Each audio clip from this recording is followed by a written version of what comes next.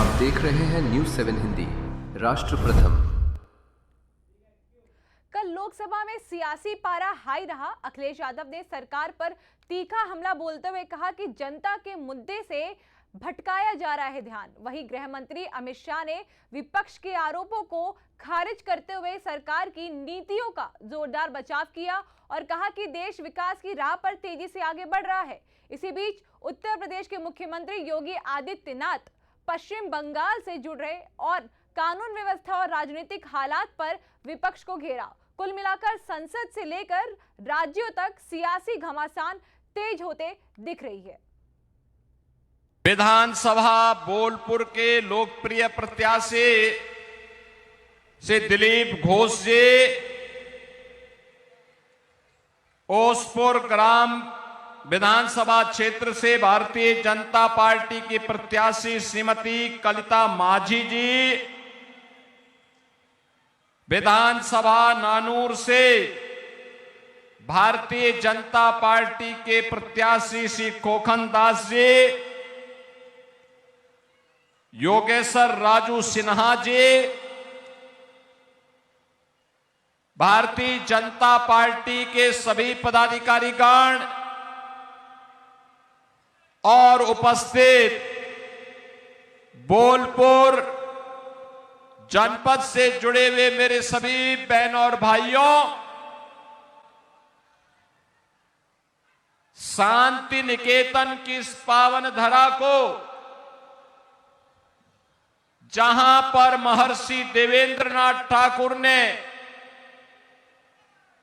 भारत के विरासत की एक वैश्विक संस्था की स्थापना की,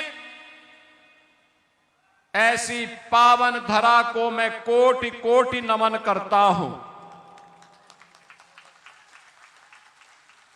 बहनों और भाइयों,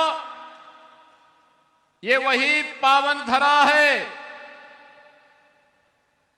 जिसने गुरुदेव रविंद्रनाथ ठाकुर के प्रयासों से यहां पर विश्व भारती विश्वविद्यालय की स्थापना हो पाई थी।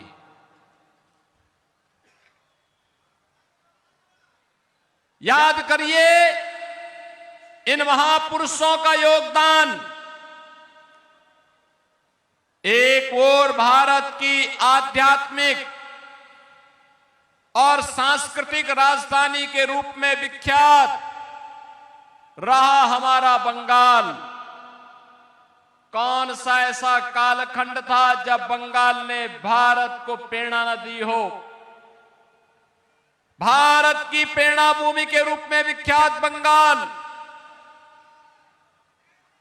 भारत की आजादी के दौरान, आजादी के आंदोलन के दौरान 1857 के प्रथम स्वातंत्र समर की लो इसी बंगाल के बैरकपुर में जली थी। भारत की आजादी के लिए खुदीराम बोस जैसा युवा हंसते हंसते फांसी के फंदे को चूमा था। ये वही पावन धरा है जिस पावन धरा ने नेताजी सुभाष चंद्र बोस दिया। ये वही पावन धरा है जिस पावन धरा में अपना पूरा बचपन व्यतीत करने के उपरांत उन्होंने अपनी कर्म भूमि के रूप में भी जिस पावन धरा को चुना, उन्होंने भारत को एक मंत्र दिया, देश की आजादी के लिए तुम मुझे आजादी दो, तुम मुझे खून दो, मैं तुम्हें आजादी दूंगा। ये नेताजी सुभाष चंद्र बोस का ये उद्घोष आज भी हमारी कानों में गूंजता है। बहनों और भाइयों, ये वही पावन धरा है जिसने भारत को गुरुदेव रविंद्रनाथ ठाकुर के माध्यम से राष्ट्रगान दिया था। हर भारतवासी जन गण मन राष्ट्रगान गाकर के गौरवान्वित होता है। ये वही पावन धरा है जिसने भारत की आजादी का अमर मंत्र बन चुका वंदे मातरम का उद्घोष किया था और भारत को, स्वतंत्र भारत को राष्ट्रगीत भी दिया।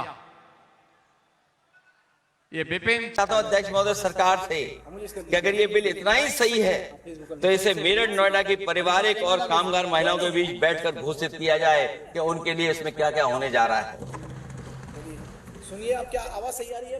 हम महिला आरक्षण के साथ हैं पर उस भाजपाई चालबाजी के खिलाफ हैं जो एक साजिश के तहत की जा रही है। भाजपाई और उनके सगी साथी देश की सबसे बड़ी आबादी के वर्ग मतलब पिछड़े वर्ग की महिलाओं के बारे में चुप्पी साधे बैठे हैं। ये बात अध्यक्ष जी समझ में नहीं आ रहा है, क्योंकि जब हम लोग प्रधानमंत्री जी को सुनते थे तो वो ये कहते थे कि हम पिछड़े वर्ग से आते हैं, हम आप जैसे ही हैं, पिछड़े हैं। लेकिन जब आरक्षण की बात हो रही है तो पिछड़ों की संख्या इसमें कितनी है, हमें उम्मीद है कि सरकार इस पर जरूर बात अपनी रखेगी। ये संशोधन के नाम पर जो जल्दीबाजी दिखा रहे हैं, दरअसल उसके पीछे भाजपाइयों की मंशा है कि जनगणना न करनी पड़े, क्योंकि अगर जनगणना करनी पड़ेगी तो जातिवार आंकड़े भी देने पड़ेंगे और जातिवार आरक्षण भी। ये भाजपा का एक बहुत बड़ा षड्यंत्र है जिसमें जनगणना आधारित प्रसीमन को नकार कर पिछड़ों का अधिकार लूटा जा रहा है। ये लोकतंत्र के खिलाफ खुफिया लोगों की गुप्त योजना है जो अब तक स्वीकार नहीं, जब तक प्रक्रिया के साथ हम लोग स्वीकार कभी नहीं कर सकते जब तक इसका लागू करने का तरीका ठीक न हो। अगर पिछड़ों की आबादी कम से कम अगर हम गिन लें कि 70%, 80% से ज्यादा है, अध्यक्ष महोदय अगर हम उनको 66% मान लें तो इनकी आबादी कम से कम पिछड़ों की 33% होगी, आधी आबादी की जनसंख्या, जिनके हक की बात तो है ही नहीं इसके अंदर। इसका मतलब ये हुआ कि पिछड़े वर्ग की 33% महिलाएं, उनको हक देना नहीं चाहते, लोग हक उनका छीनना चाहते हैं। और फिर जो डिलिमिटेशन का साथ साथ लेकर के आए हैं, ये डिलिमिटेशन क्या है अध्यक्ष महोदय? ये डिलिमिटेशन है कि इलेक्टोरल मैप को बदल दें।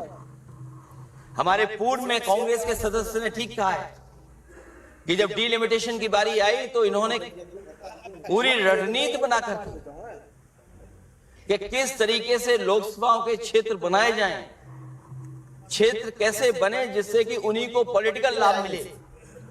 वो हम लोगों ने आसाम में भी देखा और जम्मू कश्मीर में भी देखा है।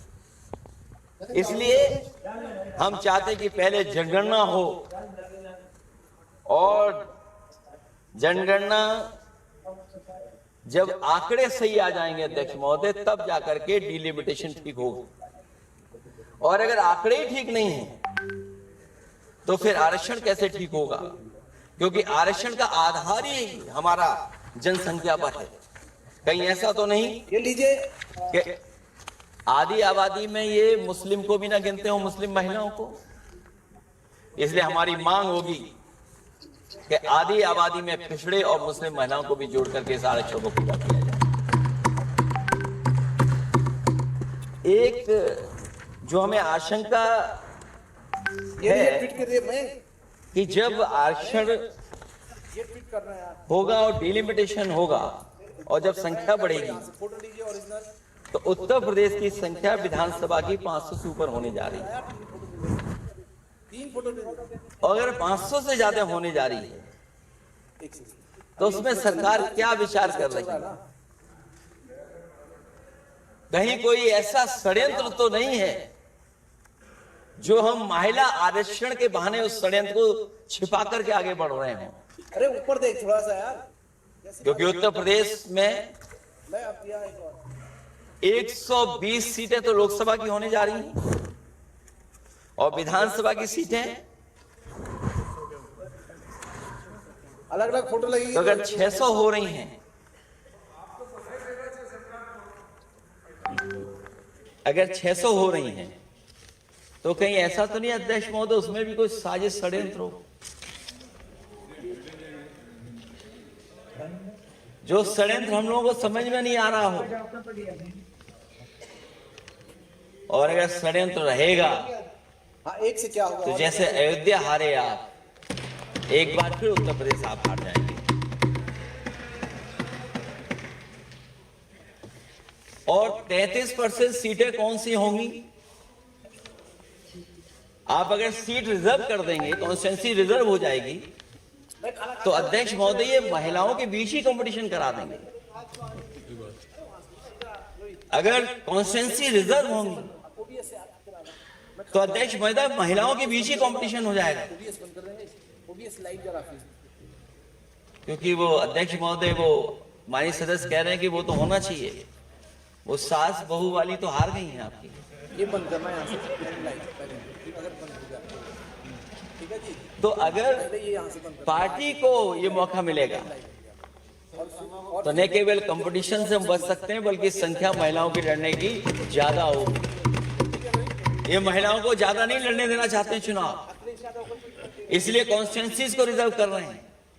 अध्यक्ष महोदय, हमारा पक्ष है, हमारी मांग है कि ये जो लागू हो आरक्षण, वो पार्टी को मौका मिले, पार्टी लड़ाए उनको, पार्टी संख्या तय करे। इसके साथ साथ जो रोटेशन वाला है इशू, स्वाभाविक है कि जब हम एक क्षेत्र से लड़ते हैं अध्यक्ष महोदय, तो एक भावनात्मक अटैचमेंट बनता है वोटरों के बीच में। और अगर ये रोटेशन का मामला होगा तो अध्यक्ष महोदय कोई भी अपने क्षेत्र में बहुत ज्यादा भावनात्मक लगाव नहीं रखेगा क्षेत्र की जनता से। तो अगला क्षेत्र की सोचने लगेगा कि अगला क्षेत्र हमारा क्या होगा। इसलिए हम इसके भी खिलाफ हैं अध्यक्ष महोदय कि रोटेशन नहीं हो। हम रोटेशन की प्रणाली के खिलाफ हैं, इसके पक्ष में हम लोग नहीं हो सकते।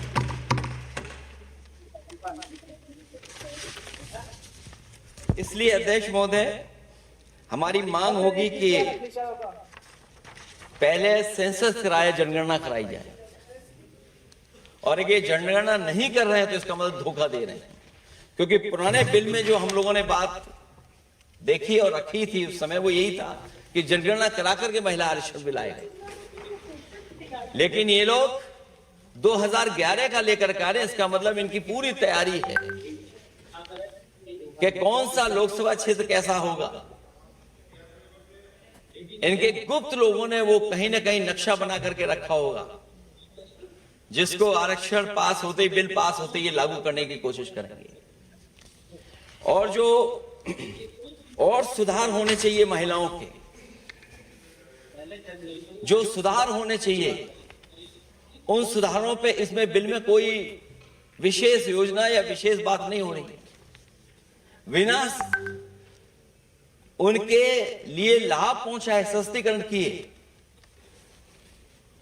शायद हम पूरा उनको हक नहीं दे पाएंगे। मैं अध्यक्ष महोदय आपसे यही निवेदन और अपील करूंगा कि पिछड़ों को, माइनॉरिटी को, खासकर मुस्लिम महिलाओं को आरक्षण दिया जाए। जो सेंसस से ये दूर भाग रहे हैं, वो इसीलिए भाग रहे हैं क्योंकि जाति गणना की मांग उठेगी, और अगर जाति गणना की बात उठेगी तो आरक्षण की बात और उठेगी। हमें उम्मीद है कि हम लोगों की बात मान करके सरकार उस पर विचार जरूर करेगी। जब हम आरक्षण देना चाहते हैं तो बिना पिछड़ा, बिना मुसलमानों के शायद हमारा जो लक्ष्य है महिला आरक्षण का, वो पूरा नहीं होगा। इन्हीं शब्दों के साथ आप सबका बहुत बहुत धन्यवाद।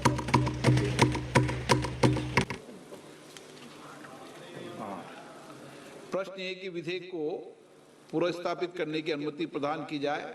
जो सदस्य इसके पक्ष में हाँ कहें, जो सदस्य विरोध में ना कहें। मेरे विचार में निर्णय हाँ वालों के पक्ष में, हाँ वालों के पक्ष में अनुमति प्रदान की जाती है। माननीय मंत्री जी, अब विधेयक पुनर्स्थापित करें। महोदय, मैं प्रस्ताव करता हूं कि संघ राज्य क्षेत्र विधि संशोधन विधेयक 2026 पर विचार किया। पुनर्स्थापित। आइटम नंबर 9, प्रश्न ये कि विधेयक को पुनर्स्थापित करने की अनुमति प्रदान की जाए।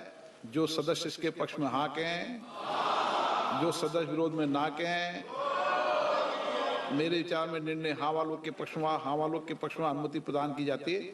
माननीय मंत्री जी, अब विधेयक को पुरस्तापित करते हैं। अध्यक्ष महोदय, मैं आपकी अनुमति से विधेयक को पुरस्तापित करता हूँ। धन्यवाद। Item number 10 Shri Arjun Ram Meghwal. Item number 10 66। Just अध्यक्ष महोदय, with your kind permission, I move the following motion that this House do suspend the proviso to Rule 66 of the Rules of Procedure and Conduct of Business in Lok Sabha in its application to the motion for taking into consideration and passing of the Delimitation Bill 2026 and the Union Territories Laws Amendment Bill 2026 as much as these are dependent upon the Constitution's 131st Amendment Bill 2026. क्या वेणुगोपाल जी क्या Argument given by the Honorable Minister is completely against the rules. The rule is very clear. A bill which is dependent wholly or partly upon another bill pending before the House may be introduced in the House in anticipation of the passing of the bill in which it is dependent. Here one is the Constitution bill. Very clearly one is the Constitution bill. And other two is not a Constitution bill. Clubbing both together will not be a good practice, sir. Sir, we cannot allow it, sir. There are consequences, sir. When the Constitution Amendment Bill is going to be defeated, then what is the point, sir? माननीय गृह मंत्री